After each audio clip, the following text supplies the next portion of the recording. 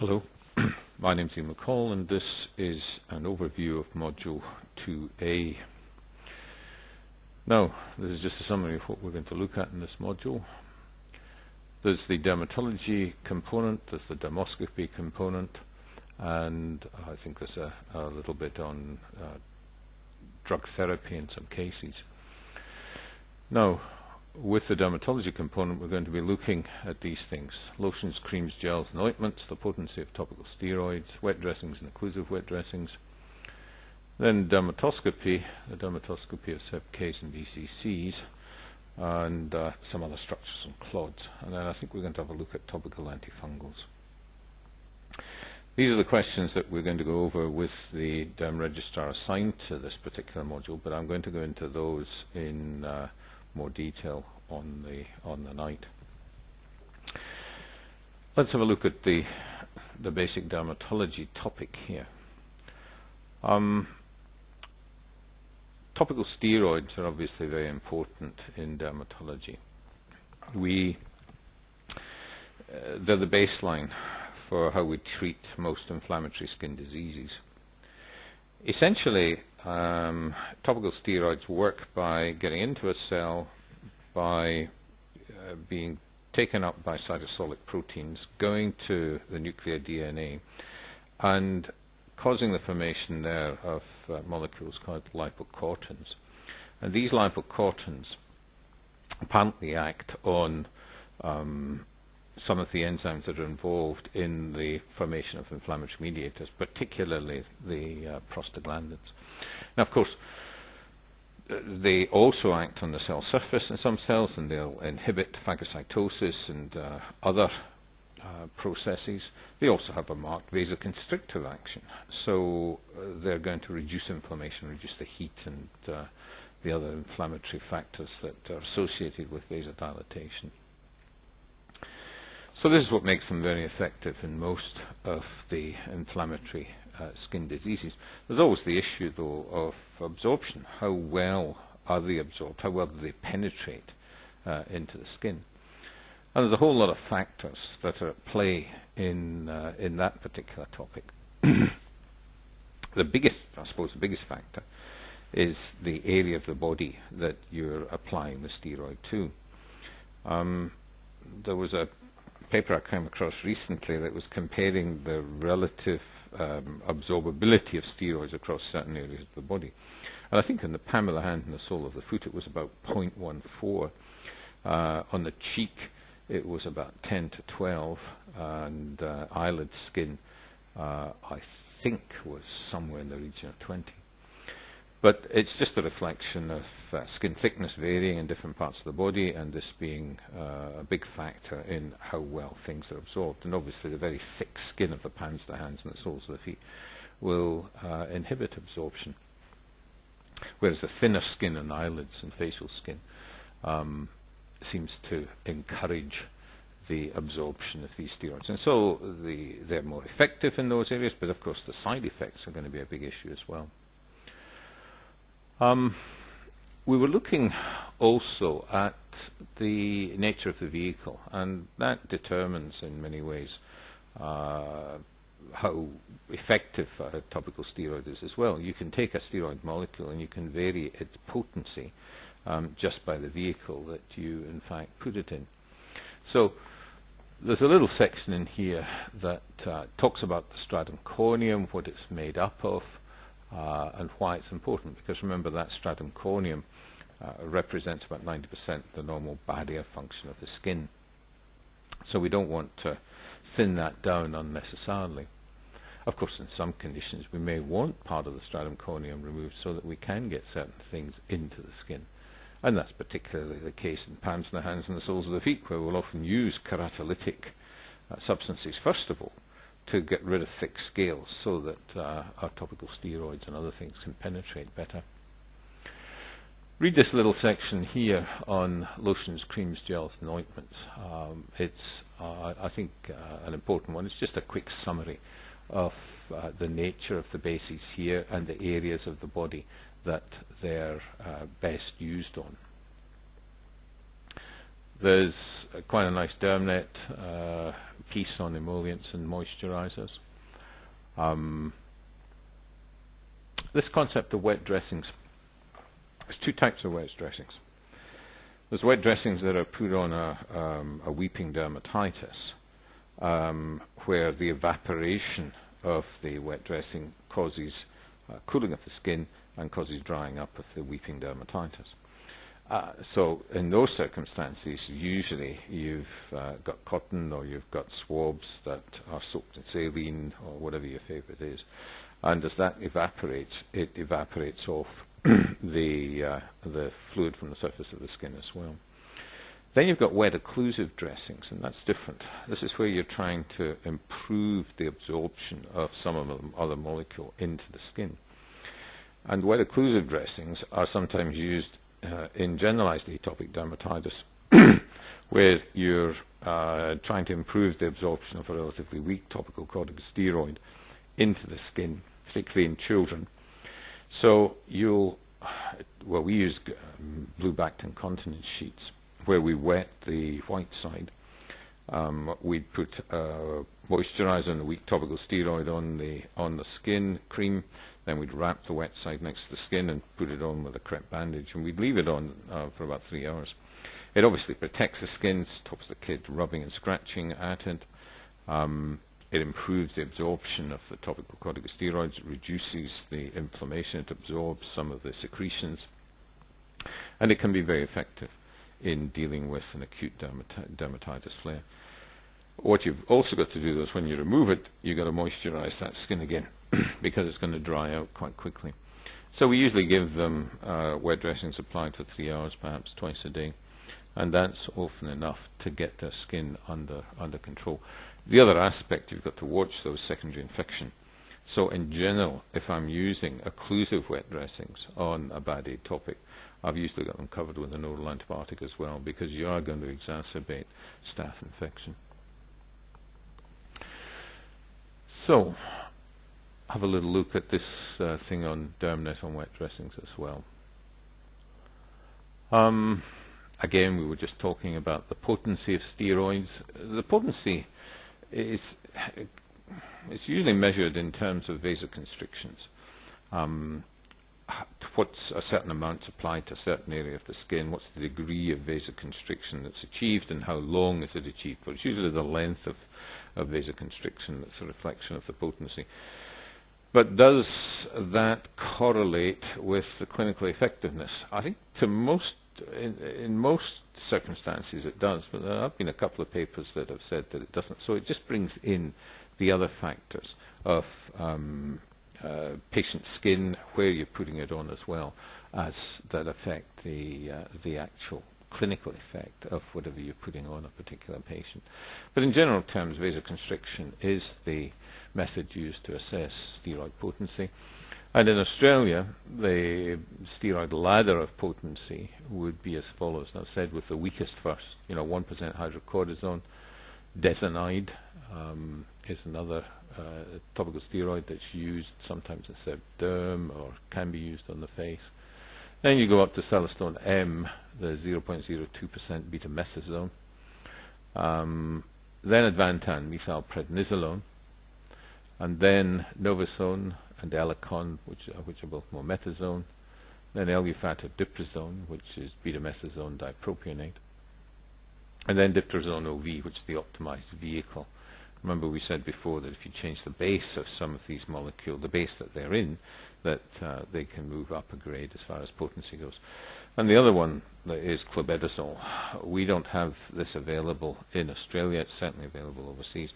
I was just looking at a list of steroids that are available in the States. I think there are about 100 different types, and there are some super potent steroids that we don't have here in Australia. I really don't think we need them.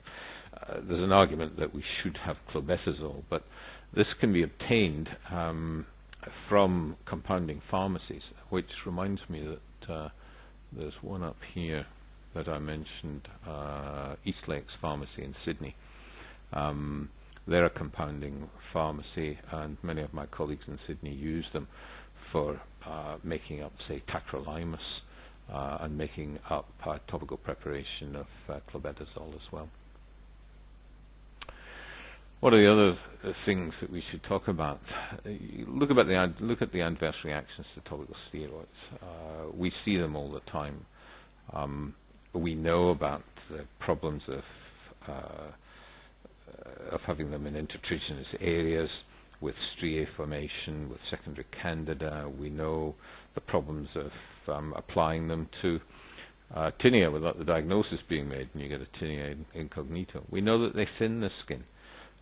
Even a super potent steroid that's been applied for 7 days to skin will thin it very significantly in that period of time, mainly by reduction in the stratum corneum, and that of course affects skin irritancy and affects the transepidermal water as well. The biggest problem we probably get is topical steroids applied to the face and getting a perioral dermatitis. So read up a little bit about that. It's really a case of withdrawal. You know it's going to flare. You put them on an oral tetracycline. You give them some 1 to 2% sulfur and sorbitol cream twice daily. You hold their hands for a wee while, and it'll take a month or more to settle. Worth looking at this little thing here on steroid allergy. You know, people do become allergic to steroid molecules.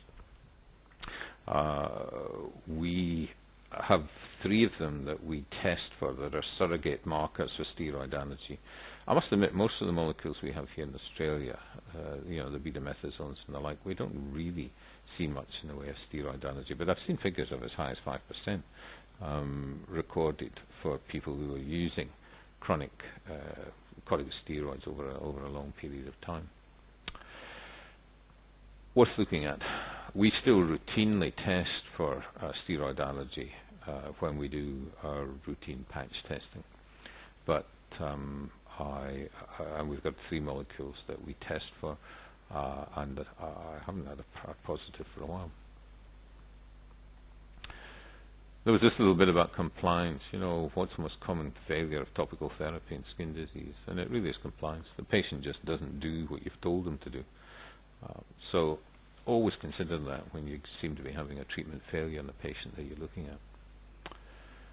And there was this nice little article here on electronic monitoring, where they monitored the number of times the cap of a bottle was opened to take medication out, and we realized very quickly that both for oral medication and topical medication, people don't put it on as they're instructed. And of course, the more complicated you make the topical therapy, the more creams there are, then the less likely that you're going to get proper compliance. What else? We've talked about skin thickness before. This was just a patient with some wet dressings here with bandages holding them on. This was, by the way, this was a picture of a patient with discoid lupus of the face. And it's one of the occasions when you would use a strong fluorinated steroid to suppress that particular process. 1% hydrocortisone won't touch that. The inflammation at the dermoepidermal junction of lupus does need one of the strong fluorinated steroids to get it settled, plus sun protection and all the other things you would say. Pediatric considerations with topical therapy are certainly important as well. Remember that children, little babies, have a large surface area relative to their body mass, and so they will absorb significantly topical steroids. So under the age of 6 months, you should be careful about using any fluorinated steroid. I must admit, I do use a bit of Advantan, only often for 2 to 3 days at a time, whereas hydrocortisone is the primary molecule that I use. But I have used a bit of Advantan in that age group under 6 months before as well. And it's really quite safe. It has a safety profile very similar to hydrocortisone, but it's of course a lot more effective. There was a little PDF there on topical therapy of the ichthyoses. It's worthwhile having a look at that, if only because there is one of the cases up in the VCM on a collodion baby. But you'll be, as a specialist dermatologist, you're going to see not only cases of ichthyosis vulgaris, you're going to see congenital ichthyosiform erythroderma, you may see lamellar ichthyosis, and you may see some of the other rarer variants. And you've got to know what you can use to try and help them. And this was quite a good PDF, so have a look at it. Okay, now what's the dermatoscopic topic today? I've said here, before you start this part of Module 1, you might want to download and print this one-page summary of dermatoscopic structures. Let me, I'm not sure if I've got it up. I don't think, have we? Let me just bring this up. Here we go. This is it here. This was one that I put together along with Cliff Rosendahl a few years ago, when we were using Harold Kittler's nomenclature, and we were looking at things. I don't know how you approach dermatoscopic images. I tend to go for certain structures. I know it's pattern recognition, but I tend to look in there, and I'm looking for certain structures that are there. So I think it's sometimes important, then, if you're going to do that, to have an idea of what things may be the cause, for instance, of Lyne's reticular. You tend to think of that as being melanoma or nevus. But remember, you're going to get Lyne's retic in some of these other things as well. Any of these, solar lentigo, lichen planus like keratosis, even some reticular seborrheic keratoses are going to have a net like a Lyne's reticular pattern. Then we come out here to dermatofibroma. Dermatofibroma will have a reticular pattern, particularly around the outer edge of the dermatofibroma, often with a white structureless area in the middle of it. But that's why you get pigmentation over dermatofibromas. And also in lichen planus, you can see Lyne's retic sometimes as well.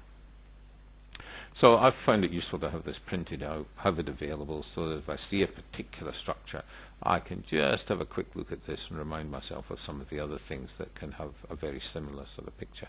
And it helps me in weighing up what the structures that I'm in fact seeing there. So have a little look at this. It goes through all the major structures that you're going to see dermatoscopically, including the section on dots, and we're going to have a little chat, I think, in the webinar on grey or blue dots and the lesions that you may in fact see them in.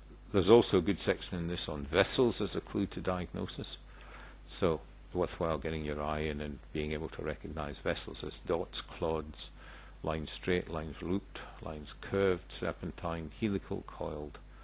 And of course with melanoma, it's usually a polyvascular pattern with dots. Certainly you've got to consider melanoma, you've got to consider Spitz nevus as well when you see something like that. So, as I say, download this one and print it out. I've got a laminated copy that I keep. Now, we were going to have a look at some of these other things, comedo openings. We were going to look at clods, and we're going to look at features of basal cell skin cancer here as well. It might be easier, in fact, to go to Dermoscopy Consult when you're going to do this particular section rather than do it here. It's probably laid out much better on Dermoscopy Consult. So you go into it, you can go in as derm with the username and registrar as the password, and I think it's 1B. Let me just have a look. Yeah, I think it's 1B that we wanted to look at for structures and colors. And again, that's part of that poster that I was talking about there. Terminology is one of the things that you need to just decide what you want to use. There's the terminology that ascribes structures names like leaf-like areas and spoke wheels and things like that. Or there's a terminology that Harold Kittler has put out that really just looks at lines, dots, circles, structureless. And he has clods, which are like globules, but can have varying shapes, and pseudopods. And I much prefer that particular terminology, but we've got a bit of both in this. So I'd advise you, have a read through this, have a look at, let me show you this little one. This was something that one of my colleagues did. I wonder if this will come up.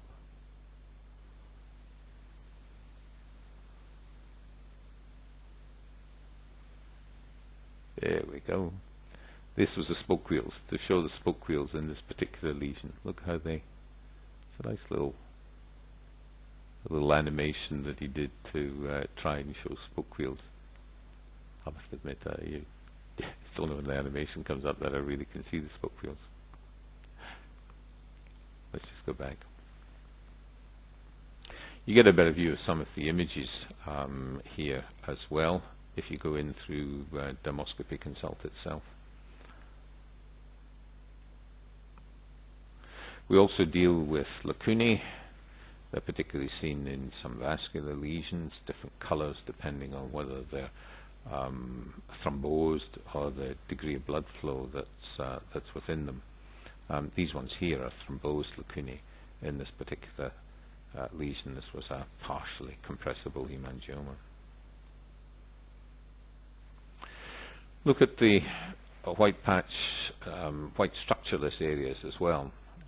This is a classic picture of a dermatofibroma, where you have that white central structureless area. But remember, if you look back at the table, you'll find that these white structureless areas can occur in accessory nipples. They can be seen in some adnexal tumors as well. And I think also a molluscum contagiosum. If you have a look at that with a dermatoscope, you'll get the central white structureless area that you're seeing too. So have a little read up about those. The homogeneous pigmentation, have a little read up about that as well. Again, the archetypical lesion for this is the blue nevus. In a cellular blue nevus, you don't quite have that uniform dark blue color, but certainly in the average blue nevus, that's in fact what you'll see.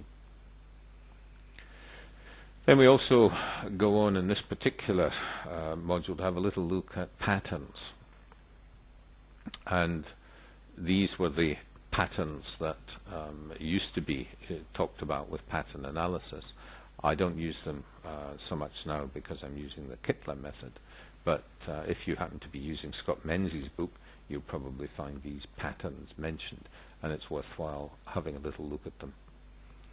The one that you particularly should keep an eye open for is this one, the lines radial peripheral, or the starburst pattern seen in Spitz or Reed nevi.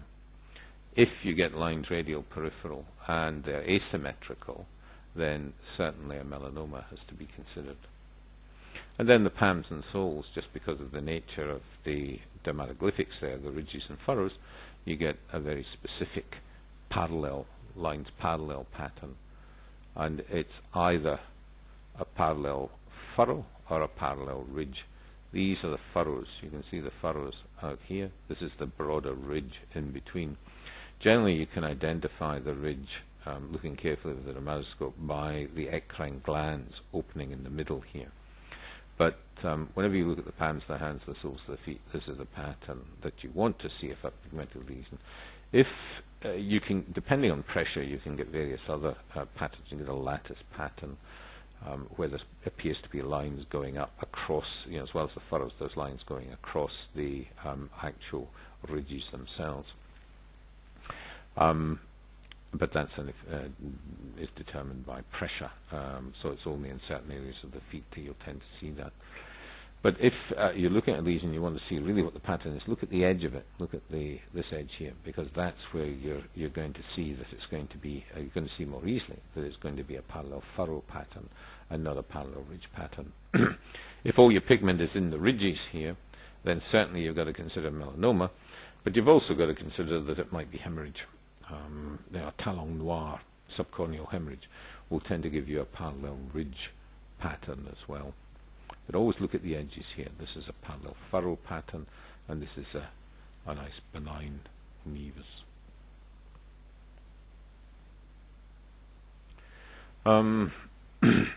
There were some other pictures here of BCCs as well. Worthwhile just having a look at some of the cases that we've got up for these in Dermoscopy Atlas itself. I think these links will work. Let me just have a quick click on this one just to see.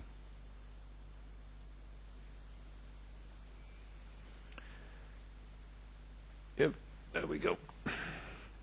And some of them, if you click on this little link here, it will point to where the feature is. So the arborizing telangiectasia there, the red clod,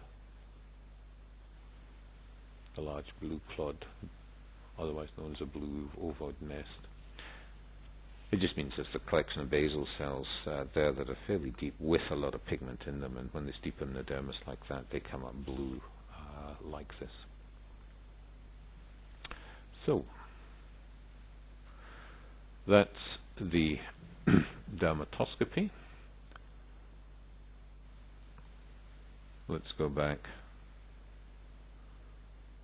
to the other things we're going to talk about in this particular module. As a little thing on the Dermatology Online Journal, I like this journal. I just put the link in here for you to actually have a look at so that you're aware of it. This journal's been going for many years.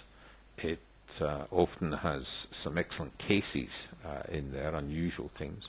And the particular area that I want to look at in here was this one on the phenotypic and dermatological manifestations in Down syndrome. There's some very good images in this that you can click on and enlarge. I can all remember in the bad old days, one of the main questions in exam would be, discuss the various dermatological conditions seen in patients with Down syndrome. I don't think they ask those sorts of questions anymore, but it's still useful just to have a good look through here at some of the conditions that you can expect to see in a patient with Down syndrome. So I think that's an article that's worth looking at.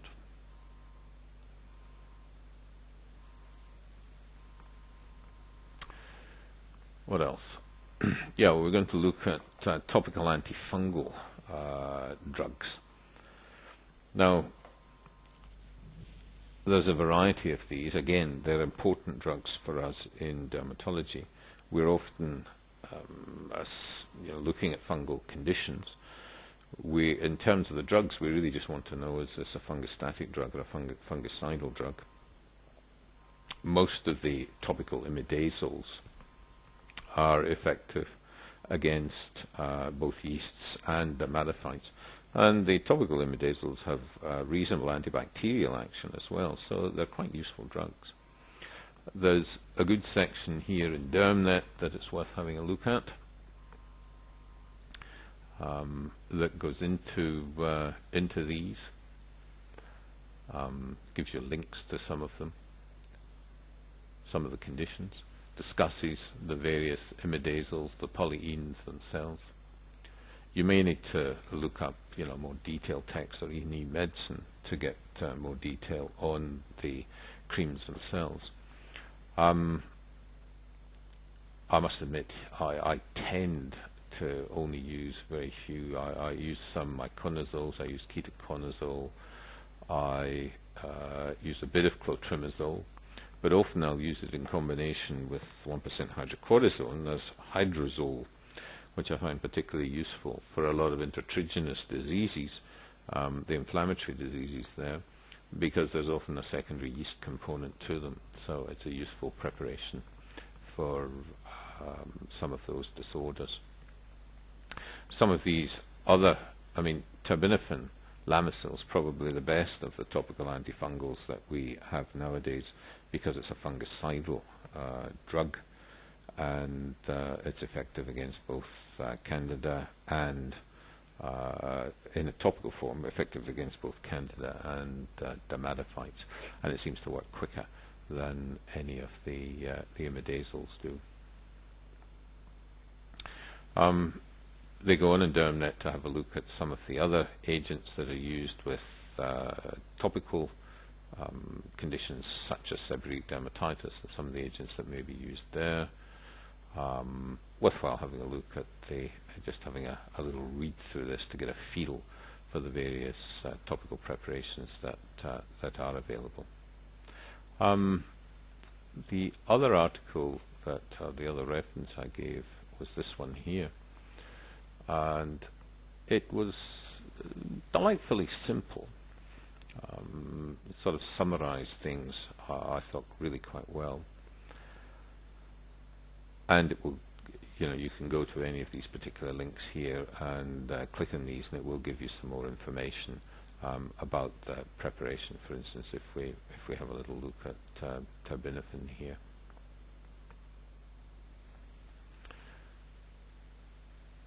It gives you the class, gives you some of the, and this is the oral preparation here. Some of the more uncommon side effects and rarer side effects you may get with this. A little bit about monitoring, if you do monitoring with oral terbinafine. And I like this because a little bit about drug interactions. I'm always terrible about trying to remember these, but these were some of the interactions that may occur, and obviously this one, the increased bleeding risk with warfarin, because so many elderly patients are in fact on warfarin. So I found this just quite a quick, simple reference source to come to on some of the topical antifungals. And these two images here, I just had a nice little case of tinea nigra that would be worth looking at, just the dermatoscopic image of it as well, sort of wiry picture. It's not really a lines retic. Initially you might look at that and wonder, is it a parallel furrow pattern? But there also seemed to be involvement over some of the ridges there as well. It's not the first time actually that one of these has been excised by a surgeon on the basis that it might have been a melanoma. So tinea nigra, it's worth knowing a little bit about. And we'll end up by looking at some of the cases that are in the virtual clinical meeting, and I'll look at some of the cases that are in the virtual clinical meeting of my Skin Consult, where there really are some good cases that have come in there, and it's easy for me to flick to those. So we'll do that on the night of the webinar. So if you got a bit of time, look through these subsections here, have a look at some of the links,